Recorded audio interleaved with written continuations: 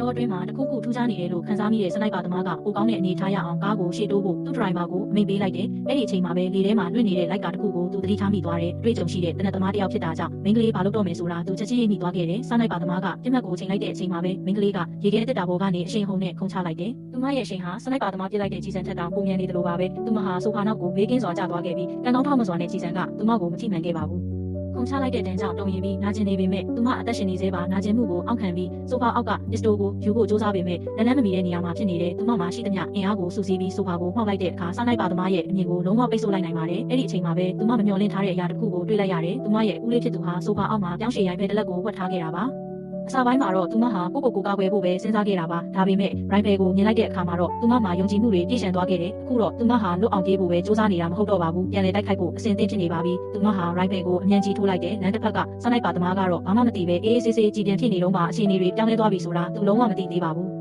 မင်းကလေးကပေ3000ကွာကနေပြစ်မှတ်ကိုအသေးချာချိန်ရွယ်လိုက်တဲ့အချိန်မှာပဲစနိုက်ပါသမားဟာသူ့ရဲ့မှန်ပြောင်းထဲကနေသူမရဲ့အရေးကိုရုတ်တရက်မြင်လိုက်ရတယ်ဒီတစ်ခါမှာတော့သူမကိုယ်တိုင်ကစနိုက်ပါရိုင်ဖယ်ကိုကင်ပြီးသူ့ကိုတက်တက်ကြီးပြန်ချိန်ထားတာပါစနိုက်ပါသမားရဲ့ယုံကြည်မှုတွေခဏချင်းပျောက်ဆုံးသွားပြီးသူ့လက်တွေတုံရင်လာကနဖူးမှာလဲချွေးအေးတွေပြန်လာခဲ့တယ်သူအရင်ဆုံးခလုံးလေးဖို့စ조사လိုက်ပေမဲ့မင်းကလေးကသူ့ထက်ပုံမြန်သွားခဲ့ပါပြီ